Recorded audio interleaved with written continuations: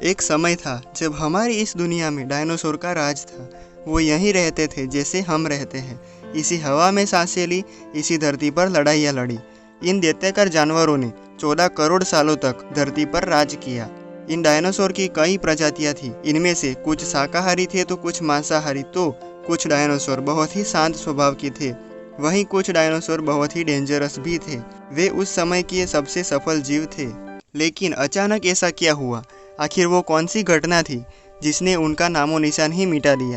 इसे जानने के लिए हमें करोड़ों साल पीछे जाना होगा और डायनासोर के उस अंतिम दिन को करीब से देखना होगा। तो चलिए चलते हैं आज से 65 मिलियन ईयर्स यानी 6 करोड़ 50 लाख साल पीछे। आज से करीब 6 करोड़ 50 लाख साल पहले धरती पर मौसम सामान्य था। चारों ओर सूरज की रोशनी बिखरी हुई थी। लंबे लंबे पेड़ों से टकराती समुद्र की ठंडी हवाएं और चारों तरफ डायनासोर के चिल्लाने की आवाज़ें। जब ये सारी डायनासोर प्रजाति बड़े ही आराम से अर्थ पर अपना जीवन बिता रही थी, तब 10 करोड़ साल पहले ही इनकी किस्मत लिखी जा चुकी थी। 10 करोड़ साल पहले एक छोटा एस्टेरॉयड का टुकड़ा जो स्पेस में से आ रहा था, वो पृथ्वी से करीब 20 करोड़ मील दूर मंगल और बृहस्पति के बीच बने क्षुद्र ग्रह बेल्ट में घूम रहे एक बड़े एस्टेरॉयड से जा टकराता है।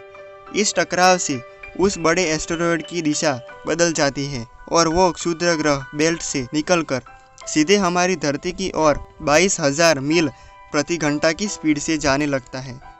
जब ये एस्टेरॉयड पृथ्वी से 3,84,000 किलोमीटर की दूरी पर था, तब धरती से शायद डायनासोर का अंत न होता यदि ये एस्टेरॉयड पृथ्वी के उपग्रह चांद से टकराता। लेकिन ऐसा नहीं हुआ। ये बड़ा एस्टेरॉयड चांद की बेहद नज़दीक से गुजर गया।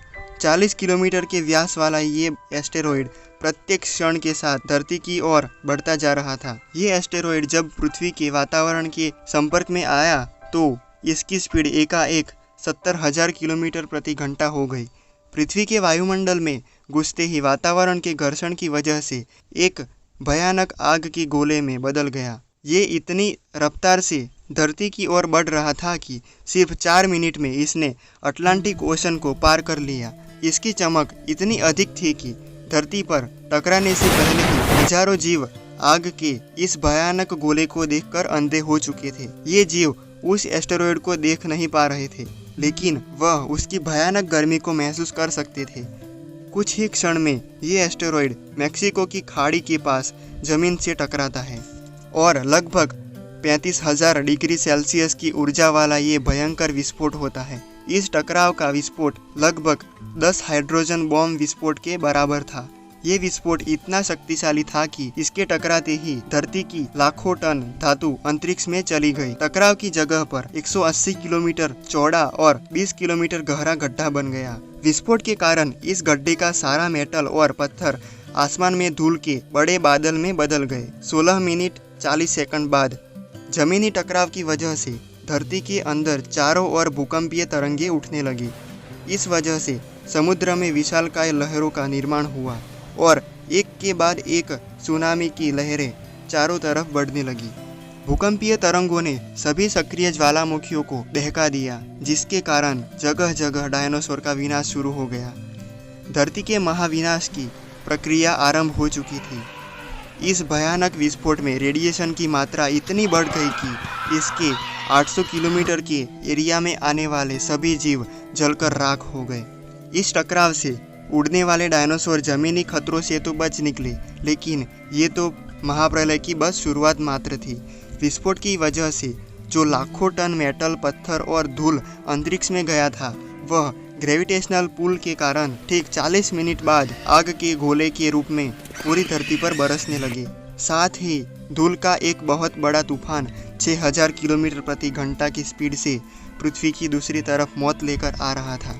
इस धूल के तूफान की वजह से पृथ्वी पर सूरज की किरणों का पहुंचना असंभव था। गर्म हवाओं का तापमान 100 डिग्री सेल्सियस से ज़्यादा हो जाने की वजह से धरती पर सारे पेड़ पौधों की आबादी जलकर खाक हो गई थी। विस्फोट के 90 मिनट बाद धरती का टेम्परेचर 200 डिग्री सेल्सियस तक बढ़ गया। इसकी वजह से जो डायनासोर विस्फोट के इलाके से कई मील दूर थे, वो भी इस टेम्परेचर का सामना नहीं कर पाए। इस महाप्रलय ने धरती की लगभग 90% जीवित प्रजाति नष्ट कर दी थी और जो 10% जीव धरती पर बच गए थे उनमें से भी सिर्फ वही जीव जिंदा बच सके जिनका वजन 30 किलोग्राम से कम था।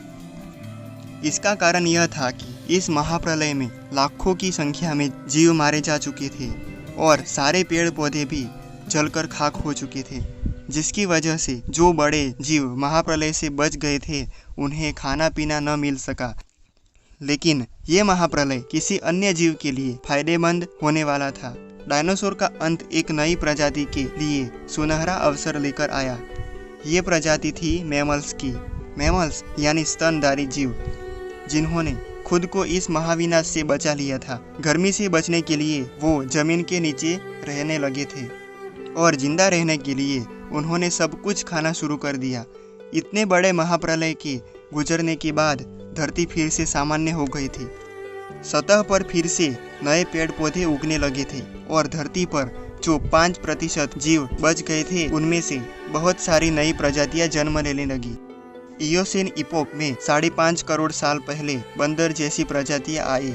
इनकी आंखें सर में आगे की तरफ थी और रिवोल्यूशन के चलते उसके बाद जो प्रजाति आई वो सीधे 2 पैरों पर चलने में सक्षम थी।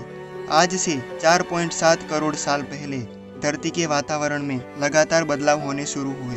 धरती के टेक्टोनिक प्लेट्स में हलचल हुई जो धरती के 2 बड़े महाद्वीपों को एक दूसरे के पास ले गई। ये वही भूभाग है जहां आज हम भारतीय रहते हैं।